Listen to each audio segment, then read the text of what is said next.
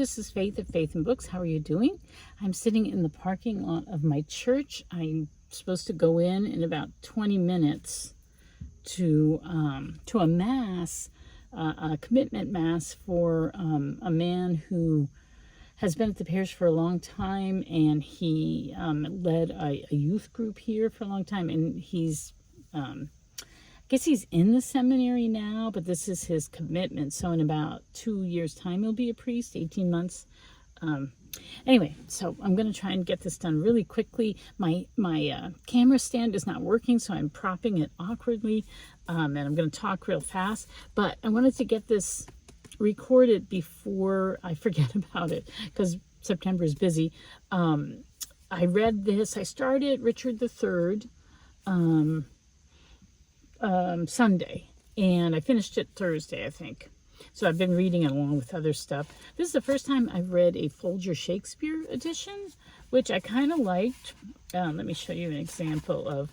So they would have Shakespeare here, and then definitions here, and then they often would have a little black and white engraving or something to show you something that was mentioned in the play.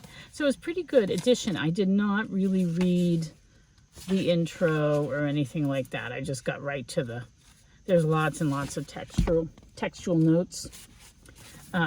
Anyway, so Richard III, this is one of the biggies that I had not read yet, though I've heard about it for a while. I knew, my horse, my kingdom for a horse. And I knew, now is the winter of our discontent. Like, I knew some quotes from it. And I knew the general storyline because The Goodbye Girl, with Richard Dreyfuss, which I hope to watch at some time this month, and also what was the other? Oh, I read The Daughter of Time by Josephine Tey, which is all about the twins in is it twins or the two boys, the two princes in the tower? I believe that's the same thing, right? Anyway, Richard III, it's really a profile in evil. He's just evil, evil, evil. And I think Shakespeare was kind of fascinated with that. He's just full of lust for power, and he's willing to kill anybody to get in the way, and that gets in his way, including his brother and his nephews and anybody. And he's willing to double cross people. And even though he supposedly has a humpback and everything, he seems quite physically capable, and it doesn't stop him. He's just really got cunning and wit. Like, he just is so good at talking and convincing people and sparring with people verbally, that he just has a really powerful presence, in spite of any possible deformity. And I guess I heard somewhere that his twisted spine is supposed to represent his twisted personality or whatever, which seems kind of bad for anybody who's disabled. But yeah. So Shakespeare just is so funny what he chooses to emphasize.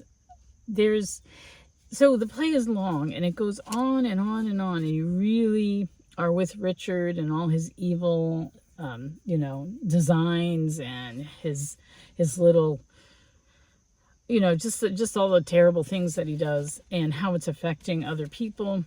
And it goes on and on and on. And then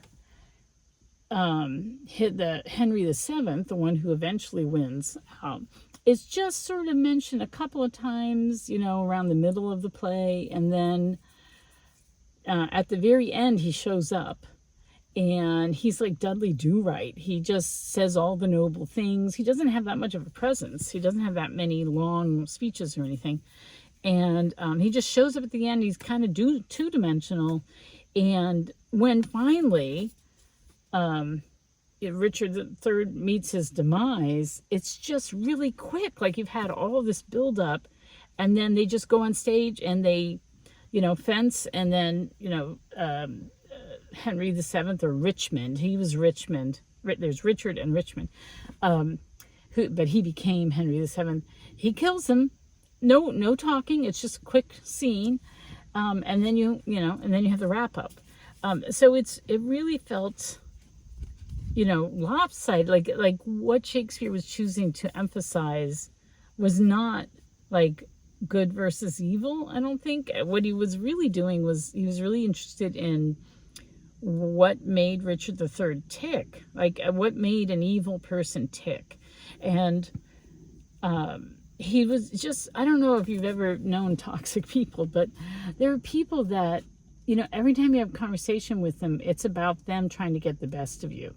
It's like, and I can never be, they're always one step ahead of you. And I can never do that because that's just not what drives my interactions with people. But there's some people where that is what drives their interaction. And he was like that. He was always one-upping people conversationally, and he was very persuasive, and just, it's just like the most toxic personality. And there were two scenes that I personally really, really thought were excellent, and both times he's sparring verbally with women. So the first one is he's sparring with Lady Anne, who he's just murdered her husband, and he wants to marry her, right? He's decided he's going to try, because it's the challenge. Somebody, you've just murdered their husband, and how you get them to agree to marry you. And it's just his badgering and his harassment, and she can't out-talk him, even though she's really passionate and upset and angry, and she's coming back with a lot of, comebacks, verbal comebacks. I felt like at the end she just wearied, and she just acknowledged that he won the verbal sparring. And so it seems like she's capitulated a bit. It's a little bit murky, but I don't think so. I think she was tired. She was just tired. She didn't want to talk to him anymore. And so she just sort of gave in. And I think that's what he did a lot. And then later in the play, he's doing that with Queen Elizabeth, who's just murdered her two sons, the princes in the Tower. And he's doing the same thing, and she's really giving it to him because he wants to marry her daughter. He's already killed Anne, the woman that he talked into marrying him, or he kind of forced into marrying him. And then he's talking to her, and he's decided he wants to marry her daughter, who's actually his niece. Like, was that even possible? And she's really giving back to him. Like, it's just this long repartee between them. She's giving as good as he's giving, and even at one point, she's interrupting him. Like, she's so fast with the comebacks that he's starting to speak and she's interrupting him, and that goes on. And then he regroups, and he gets a second win, and he goes further. And she finally just tires and sort of capitulates for that moment. But she's not actually giving in. It's just that in that particular interaction, she's just fatigued. I think he just fatigued people. But anyway, he has his problem is that he doesn't trust anyone because he only cares about himself, and he's willing to double cross anybody. And but because he's so oily and can use his words to convince people who aren't really onto him can be verbally seduced by him. And so but slowly he's losing all his allies. And at the end, he's just, they all turn on him. One thing that was odd was he kept referring to St. Paul. There were several references to Paul, and I didn't understand it. I looked up somebody's blog on it, and I didn't quite get what they were saying. He sort of saw himself as a Paul figure. Paul was Jewish, so he used that to evangelize to the Jews, but he was also a Roman citizen, so he used that but he sort of sees himself as making himself king. He's going to use his position and his cunning and his wit. It didn't quite work for me, that explanation. I'm curious what other people might say about why the references to Paul, because I'm reading the epistles of St. Paul, so it was just weird that popped up. And then there is a little bit of poetic justice in the beginning.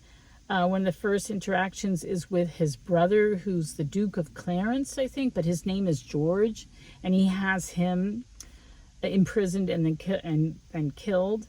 And then at the end, has an ally who he doesn't trust. So he says, okay, you have to fight for me, but if you betray me, I have your son, and he's my hostage, and I will kill him if you betray me. And the son's name was George. And so there's a little bit of tension at the end, because you wonder what exactly is going to happen to this son of what was the name of the guy? I think it was Stanley, George. So there was like a little bit of balance there between the Georges. Also, there was a reference to Saint George as well. So anyway, those were the names that were popping up, Paul and George. So what else did I want to say about this? Because I do have to go in pretty soon. What time is it? Yeah. I enjoyed it. I'm glad I read it. It was very interesting. It was a page turner. It really was a page turner. Like, I was trying to do reading sprints because I have so much going on. So I'd set the timer for 15 minutes and I'd start reading. And when the timer went off, I didn't want to stop. So I'd finish like reading that scene or whatever. So yeah, I really, I'm glad that I read it. It was an interesting play. Now, I know this is more famous than Richard II, but I have to say I found Richard II, you know, if we're comparing Richards, that play really impressed me and really had emotional impact. Whereas this did not. I don't know. I felt like Richard II was actually a more complex person than Richard III. So, yeah, so I guess that's all I'm going to say right now, because that's all I have time for. So I'm glad I got this read, and I'm you know, I hope you're doing something for Shaktember. It's such a good thing to do. I really am so proud of myself for reading so much Shakespeare, because of course, over the course of a life, because I didn't really get started until I was 30.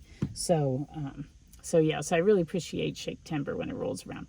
All right, I will talk to you later. I hope you're doing well. Happy reading.